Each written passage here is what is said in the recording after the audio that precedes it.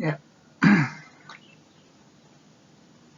salam sejahtera. Kita kembali bertemu pada kesempatan yang baik ini berkaitan dengan uh, pengenalan awal dan cara pengoperasian dari Research Rabbit.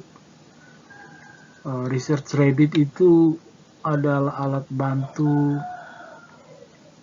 tracing artikel ataupun reference yang kita butuhkan.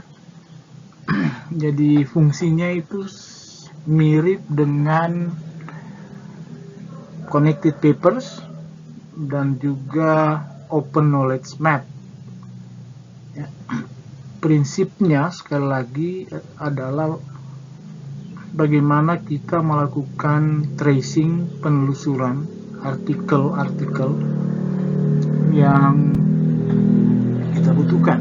Jadi kita mulai, ini adalah slide PowerPoint-nya, dan nanti sudah itu akan kita lihat bersama secara daring karena base-nya ini adalah base website. Nah, Piranti ini adalah sebenarnya pemetaan atau alat bantu pemetaan literatur yang berbasis pada kutipan yang inovatif, tersedia secara online. Ruang lingkupnya sebenarnya adalah bagaimana mengoptimalisasi waktu pencarian referensi, ya, mulai dari perencanaan, ya, berkaitan dengan essay yang akan kita tulis, proyek kecil, di situ bisa termasuk materi seminar untuk mahasiswa ataupun makalah bagi dosen. Kemudian tentu saja yang terakhir yang sangat pentingnya adalah bagaimana mempersiapkan tinjauan pustaka untuk penelitian, entah itu penelitian S1 sampai dengan S3. Dan saya kira itu terutama untuk S3 karena S3 konon itu dituntut kebaruan, ya. Dan kita lihat berdasarkan pengalaman, kebaruan itu sebenarnya tidak jelas, ya, dalam proses penentuannya selama ini. Padahal kebaruan itu, novelty itu bisa ditelusuri, bisa dibangun dengan melakukan penelusuran terhadap artikel-artikel sebelumnya. Dan di dalam konteks itulah alat ini atau Piranti ini bisa dimaksimalkan. Ya. Nah, secara umum konsepnya itu adalah menggunakan satu atau lebih artikel yang disebut dengan seed artikel atau artikel benih. Kemudian aplikasi ini akan mampu menemukan, ya, lebih banyak artikel yang relevan dengan topik, tentu saja topiknya yang sama, atau dia bisa mengembangkan dengan pendekatan jaringan. Karena itu kegunaan alat bantu ini adalah sebenarnya itu tadi melakukan mining dengan bantuan artificial intelligence dan machine learning berdasarkan kutipan yang ingin kita gunakan. Ya. Jadi dasar seperti yang terdapat dalam lubang kelinci itu, kemudian kita tahu lubang kelinci itu punya network yang rumit sebenarnya, dan ini kemudian yang melatar belakangi kenapa software ini disebut dengan Research Rabbit. Ya. Sekali lagi, kegunaan utamanya sebenarnya itu adalah bagaimana melakukan penambangan referensi dengan pendekatan artificial intelligence dan machine learning, sehingga bisa terbangun itu network map yang jelas. Kita tahu dari mana mulai, yang kita bisa kaitkan topik-topik di artikel-artikel yang ada di internet yang tersedia secara online. Ya. Nah, tetapi sudah barang tentu seperti yang sudah disebutkan di depan, Research Rabbit ini hanyalah merupakan salah satu dari banyak alat pemetaan literatur yang tersedia secara daring. Walaupun kita tahu ada beberapa juga yang berbayar, kita harus membuat akun dan sebagainya. Nah, prinsip pengoperasiannya sekali lagi adalah perangkat lunak ini akan memindai sumber-sumber referensi online yang tersedia untuk umum. Ya. Kemudian dia akan memilih artikel-artikel berdasarkan kemiripan, kesamaan, entah kesamaan topik, ya, kesamaan literatur yang digunakan dan sebagainya. Nah, karena itu ini Research Rabbit itu hanya bisa ditujukan untuk melihat artikel berdasarkan kemiripan yang tadi disebutkan, tidak untuk bagian dari buku atau book chapter dan sebagainya. Sekali lagi ini adalah berfokus pada artikel ilmiah yang ada di dalam database online, ya, entah itu Scopus, gitu ya, Dimension, Semantic Scholar, Google Scholar, apalagi PubMed dan sebagainya. Nah, berikut ini akan dijelaskan dengan menggunakan PowerPoint sebagai moda penjelasan, langkah-langkah awal ya untuk menggunakan aplikasi Research Rabbit. Kemudian sesudah penjelasan secara one way ini, kita bisa lihat secara langsung dengan mengaktifkan Research Rabbit ini. Tapi sekali lagi untuk pertama ini kita akan lihat berdasarkan apa yang sudah dipersiapkan dengan slide PowerPoint. Okay. Jadi ini adalah website dari Research Rabbit, dan di bagian ini kita harus membuat akun yang tentu saja free of charge, gratis, karena disebutkan di depan tadi itu sejak tahun 2021 lalu ini tersedia secara free kalau nggak salah. Oke, jadi kita buat akun dengan memasukkan email kita membuat password, dan kita sign up. Kalau kita sudah punya akun, kita login. Baik. Oke, ini caranya, dan alamat yang kita akan gunakan adalah yang ini, researchrabbitapp.com. Sesudah kita membuat akun, maka di email kita akan kemudian menerima konfirmasi dari pendaftaran akun yang disediakan oleh Research Rabbit ini. Nah, kalau kita sudah punya akun, maka kita akan membuka Research Rabbit ini seperti ini tampilannya.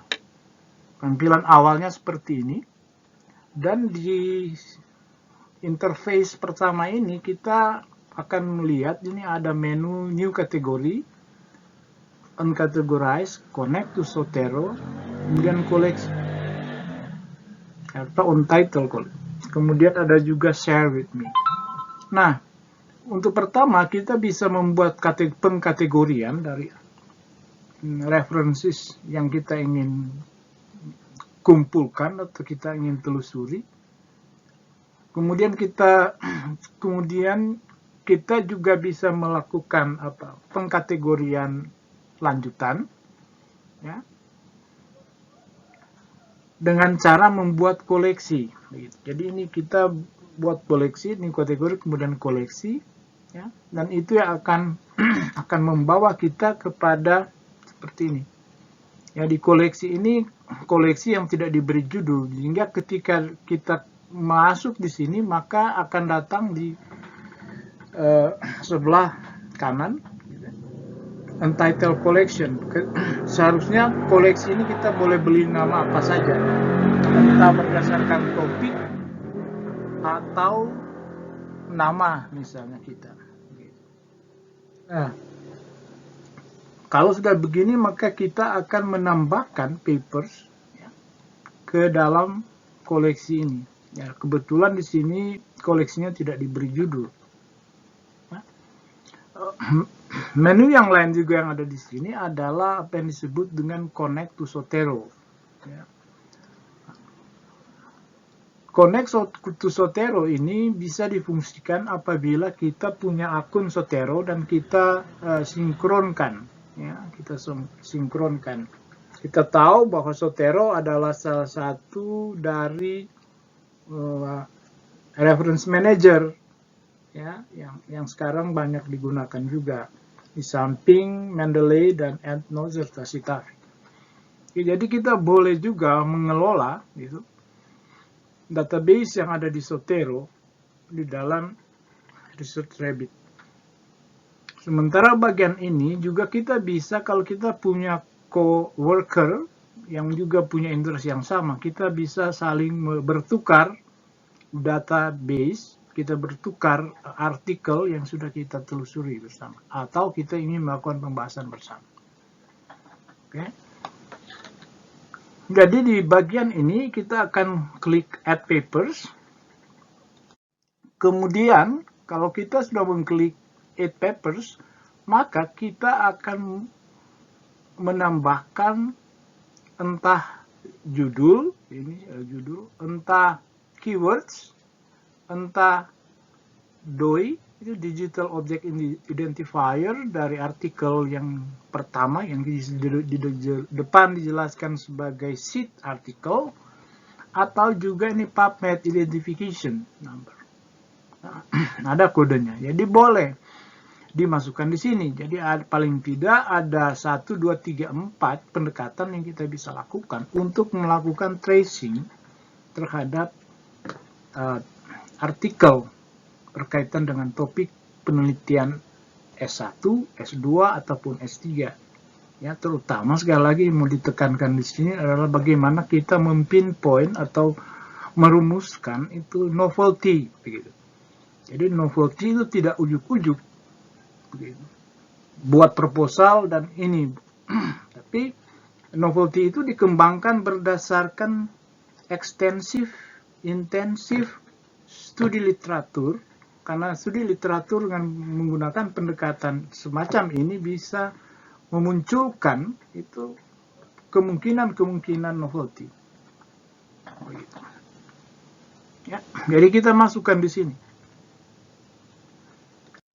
Nah, ini penjelasan, misalnya kalau kita mau cari misalnya shark behavior, itu topik umumnya, kata kuncinya. Ya, kita masukkan di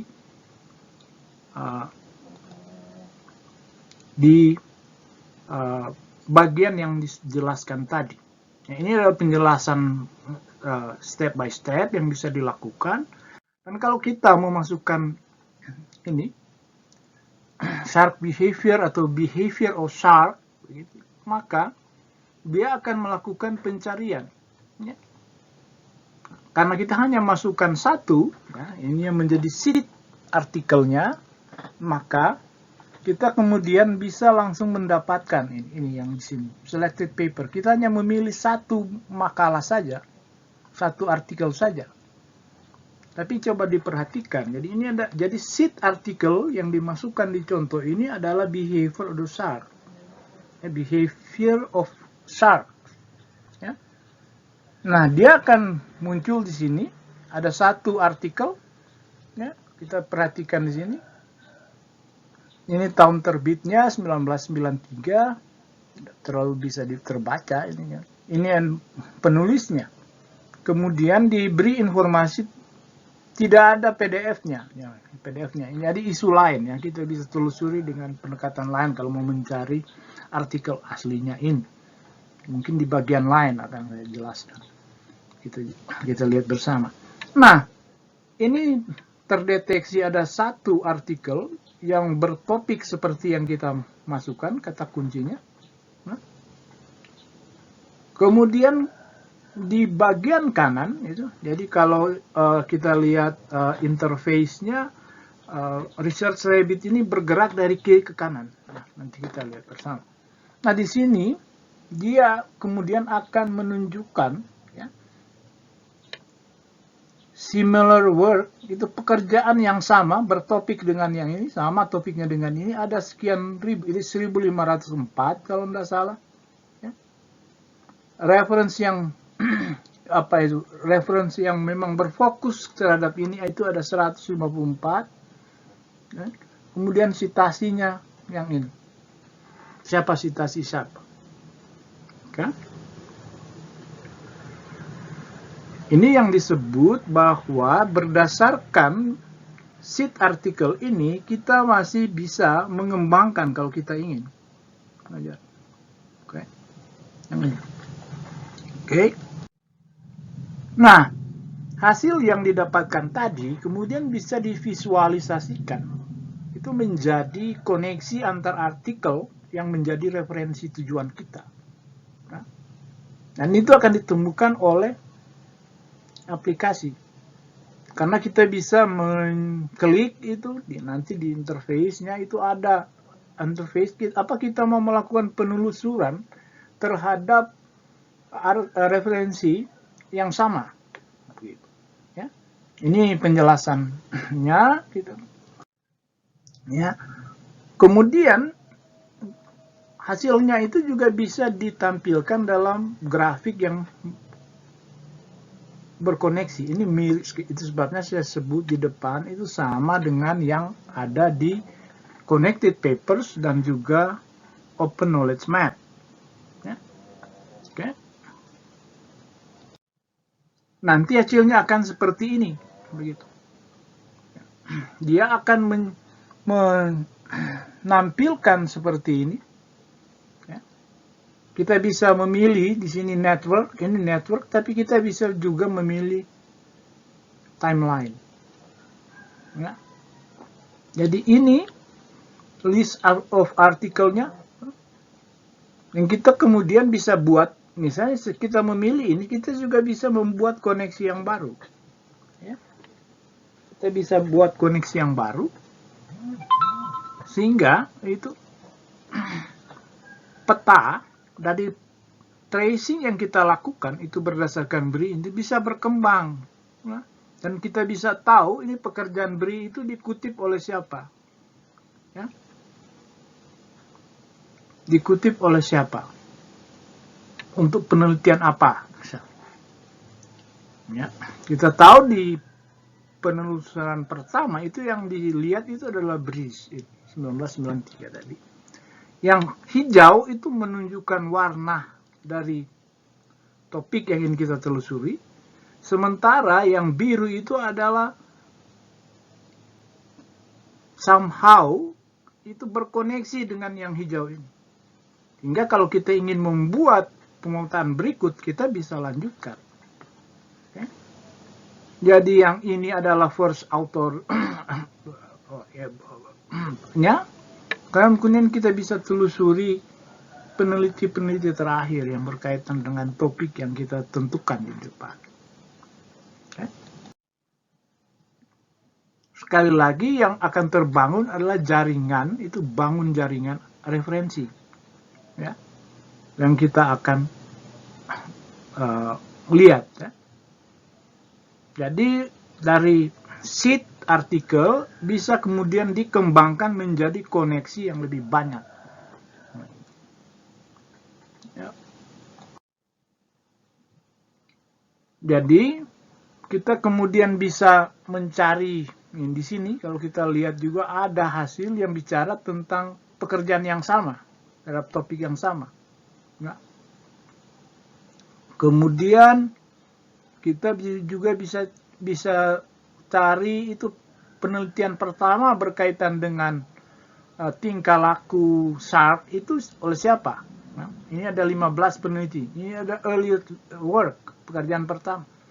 Kemudian pekerjaan yang terakhir itu sampai database tersedia itu misalnya ada 11 pekerjaan atau 11 penelitian yang berkaitan dengan itu.